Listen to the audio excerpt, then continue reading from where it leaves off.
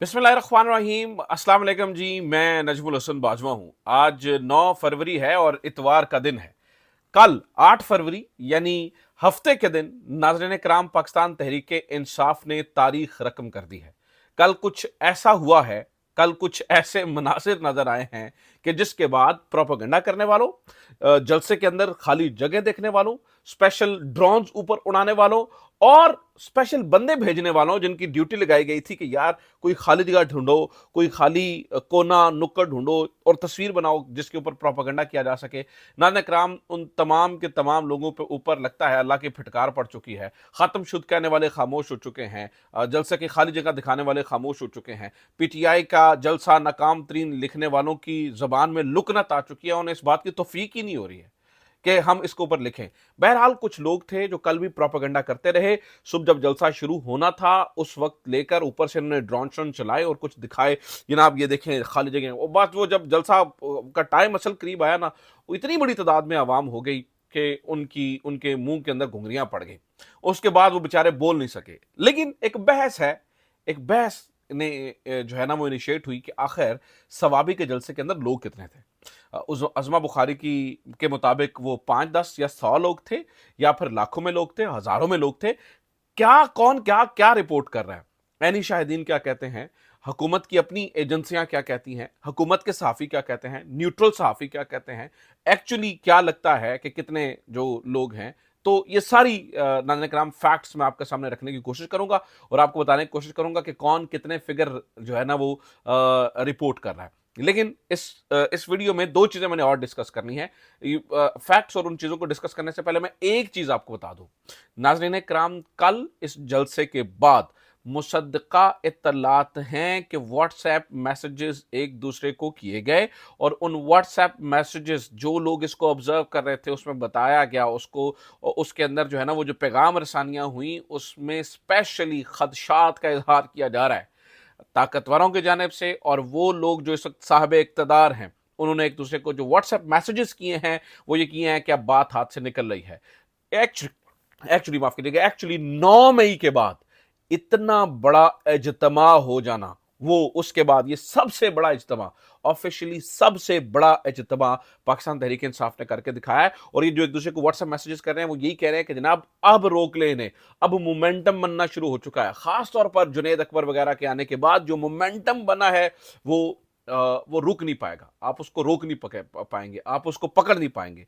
तो वैसे जो जुनैद अकबर वगैरह के आने के बाद मोमेंटम बने क्यों ना, मैं मिसाल देता हूँ। आपने कल उस बंदे की तकरीर सुनी, हम आते हैं इस बात के ऊपर आते हैं कि किसने क्या कहा और जो है ना वो कितने लोग थे और एजेंसियां क्या रिपोर्ट कर रही हैं।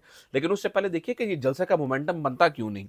मिसाल लीजिए, ये जो सूबाई सदर हैं उनकी तकरीर सुनिए, उनकी बातें सुनिए। वो कह रहे हैं, मोहसिन नकवी कह रहा है कि दोबारा वही हुक्म करेंगे जब इमरान खान, इस बार दोबारा हम वही करेंगे जो पिछली दफा किया था। तो जुनैद अकबर कह रहे हैं इस दफा जब इमरान खान हमें हुक्म करेंगे तो आपका चाल भी ठीक कर देंगे और आपका ढाल भी ठीक कर देंगे।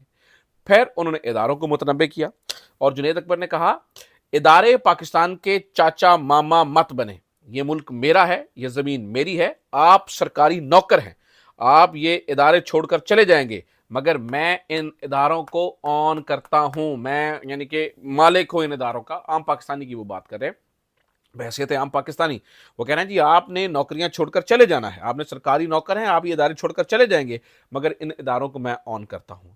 फिर उनके बयानात और सुने। उन्होंने कहा जी हमें भागने के ताने देने वालों, हमें तारीख का पता है कौन भागता है और कब भागता है। आप तो हमारी खवातीन को नहीं तोड़ सके हो। यहाँ पर यास्मीन राशिद, आलिया हमजा और जो दीगर खवातीन जो कैद में रहीं, खासतौर पर सनम जावेद वगैरह और ये सारे लोग, खदीजा शाह, इन तमाम लोगों के बारे में इशारा करके जुनैद अकबर साहब ने कहा हमें भागने का ताना देने वालों, हमें तारीख का पता है कब भागता है और कौन भागता है, आप तो हमारी खवातीन तक को तोड़ नहीं सके हो। जुनैद अकबर ने यह भी कहा ओवरसीज पाकिस्तानियों, मैं आपका शुक्रिया अदा करना चाहता हूं।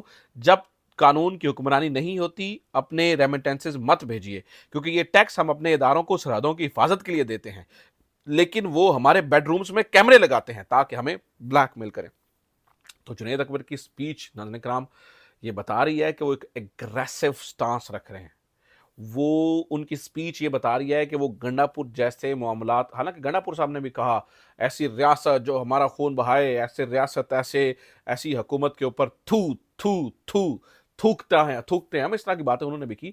लेकिन इस बार इस दफा जुनेद अकबर की बातों को ज्यादा वजन दिया जा रहा है, उनकी बातों को ज्यादा तवज्जो से सुना जा रहा है और उनकी बातों की सह ज्यादा है। तो इस बार जुनेद अकबर ने जो तकरीर की है वो ये बताने के लिए काफ़ी है कि इमरान खान ने जो जुनेद अकबर वाला ऑप्शन रखा हुआ है वो ऑप्शन फिर पीछे मुड़ने का ऑप्शन नहीं है, फिर वो दमादम मस्त कराने का, बहरहाल ये बहुत एक्सट्रीम स्टेप पे चला जाएगा। जुनेद अकबर साहब की वो जो बयान है ना, आप चाचे मामे मत बने और ये वो सारे, आप सरहदों की हिफाजत के लिए करते हैं, आप हमारे बेडरूम में क्या, ये बहुत बहुत बहुत ही एक्सट्रीम। नानक राम अब पीटीआई भी जा रही है, वो कहते हैं नहीं हमारे साथ ये हो रहा है तो हम भी एक्सट्रीम जाएंगे। तो कुछ इस तरह की सिचुएशन अब बनती चली जा रही है। बाकी नानक राम देखिए ना, जुनेद अकबर की पहली स्पीच इसलिए लोग सुनने के लिए आए थे। अब कितने लोग थे जरा ये सुन लीजिए। जो तो इनके रिपोर्टर्स हैं, जो इनके भोंपू हैं, जो इनकी बात मानते हैं और इनकी मुताबिक प्रोपेगेंडा करते हैं, वो ये बताते हैं ये कुल मिलाकर 5,000 कुर्सी लगाई गई थी। पहले तो उन्होंने रिपोर्ट किया जी वो 5,000 कुर्सी भी नहीं भरी गई। फिर इनका दिल में आया नहीं नहीं नहीं भर गई हैं कुर्सियां और ये वो, तो इन्होंने कहा जी 5 से 10 हज़ार लोग टोटल वहां पे मौजूद थे। इनके भोंपू ये बताते हैं कि 5 से 10 हज़ार लोग वहां पर टोटल मौजूद थे। ठीक है। फिर नाना कराम जो पीटीआई के लोग वहां पे मौजूद थे, जो एनी शाहिदीन है, वो कहते हैं जी 5 लाख से 10 लाख लोग वहां पे मौजूद थे।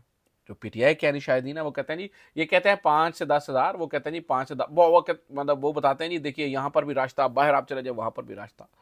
इसी तरह जो हुकूमत की एजेंसीज हैं, हुकूमती एजेंसीज, वो रिपोर्ट करते हैं, जो हुकूमत के अंडर आती हैं, वो रिपोर्ट करती हैं कि नहीं नहीं नहीं 20 से 30 हज़ार से जायद लोग वहां पे मौजूद थे, क्योंकि बहुत बड़ी तादाद के अंदर लोग। लेकिन जो न्यूट्रल सोर्सेज हैं, नानक राम जो न्यूट्रल बात करते हैं ना, वो 5-10 लाख की तरह एग्जैजरेट करते हैं और ना वो 20-30 हज़ार की तरह घटाते हैं।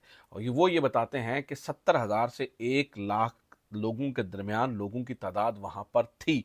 ये हजारों की तादाद में लोग नहीं थे, ये तकरीबन लाखों की तादाद में थे, लेकिन 70 हज़ार से 1 लाख तक मिनिमम लोगों की तादाद थी, क्योंकि जलसागाह के बाहर भी बहुत बड़ी तादाद, जलसागाह से ज्यादा रश जलसागाह के बाहर मौजूद था।